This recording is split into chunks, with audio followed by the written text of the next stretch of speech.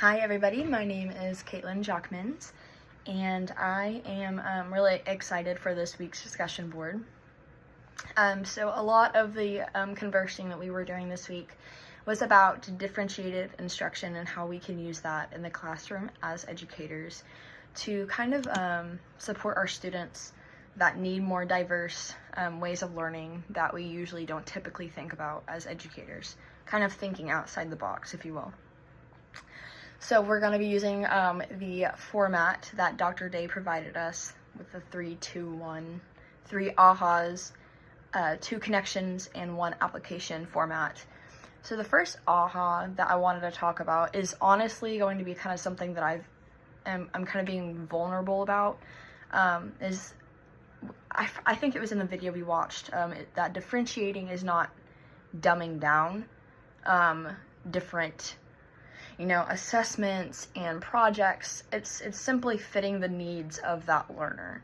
So let's say that we have a student that has dyslexia and we need to be doing certain assessments, but the print, we need to enlarge it so that we can fit her needs as a person that has dyslexia. So I was kind of taught, whenever I first, not taught, but the conception that I kind of established whenever I first heard about differentiating was that it was making it simpler. It was taking the content and whatever message or point or materials we were trying to get across, we were just simplifying it. And that's not at all what differentiating is, and that's something that I kind of learned throughout this week when we talked more about the different ways we can differentiate. So like the differentiating the process, the content, it's not just all about the teacher, it's also about the student. So that was my first big aha, and although it sounds a little bit harsh, I simply thought that differentiating was dumbing down. Give me one second, I'm so sorry. I'm so sorry. So my second aha was scaffolding.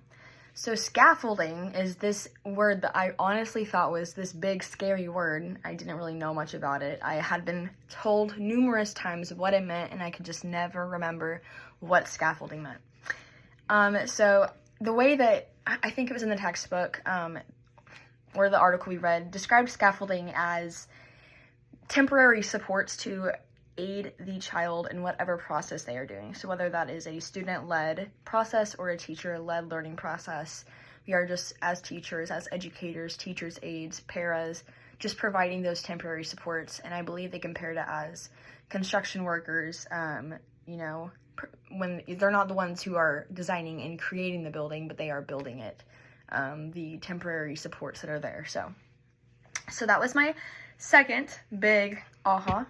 So the third aha is the SMART. And I had heard the term SMART when it is in reference to IEP goals and writing down goals for students that are creating and establishing their IEPs. And what SMART stands for is specific, measurable, achievable, relevant, and time-bound. So for example, time-bound, giving a specific date. So we'll have this date as a date that we can meet again and look back at the progress that we've made. Is it in according to what we put down as a goal last time we met? How is it added up? What can we do better? Things like that. Having a date and a time where we can hold the student and the teachers and the IEP team accountable is important. Measurable, so you want to make sure that we can accurately measure the student's progress, and not just a way that is grades on a test, but through exploring different routes of learning new materials, I think is also really important when you're looking at measurable. Specific, be very specific and detailed. Achievable, not something that's too high up. We don't want to be grasping, but we also don't want to be limiting the child, I believe is also very, very important. So now on to the connections.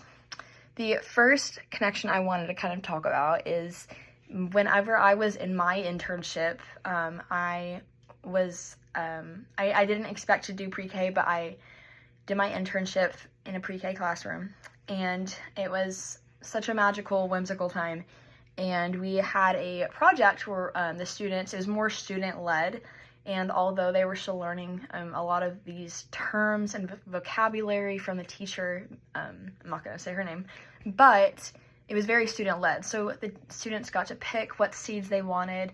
They were the ones actually doing the digging and putting the seeds in the soil, and they were doing everything. It was simply the teachers being there as a guiding support, you know, getting the bags. I got to get the bags of soil out, and, you know, I provided the tools, and if a tool looked too scary for a child, you know, I held it with them and helped them scoop out the dirt, you know.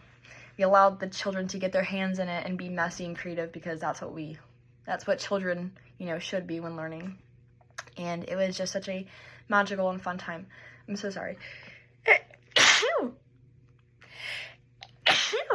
I'm so sorry. Okay. So, that was my first connection. My second connection is peer meditated instruction, or peer meditated tutoring. And this story, I don't know if I've discussed it in this class or another class I'm taking currently, but I have a very special story in terms of peer meditated tutoring. So whenever I was in second grade, I've always struggled really bad in a lot of different areas in school, but reading and vocabulary and literacy comprehension has never really been something that I've struggled with. Maybe some grammar, but reading was something that I've always loved, and in my brain, it always came naturally, because I was a child and I didn't know any better, and I was very, you know, in my own bubble.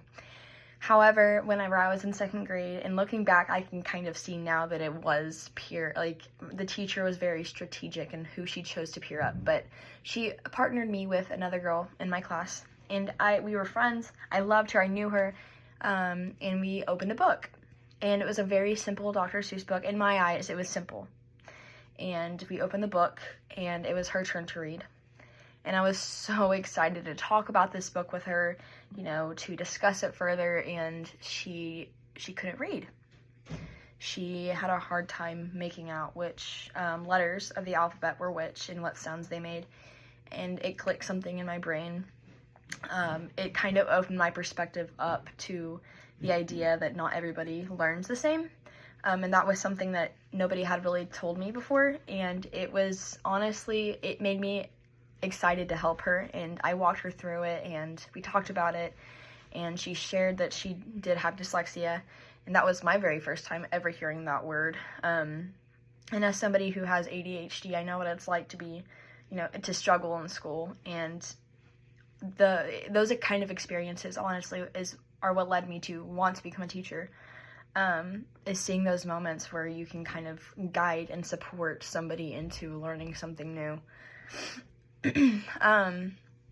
So that was another connection that I had, and I kind of wanted to throw another connection, even though we are not supposed to, was the efficient and well-written IEP and how it's so important. I'm so glad that we're touching on that topic, because I also was on an IEP for a lot of my schooling experience.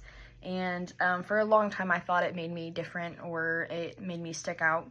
But in reality, I had an amazing team on my side who met with me, my parents, and made sure that I got the supports I needed. And my schooling experience was much, much different because I had somebody that was willing to take the time and write out a well-written IEP.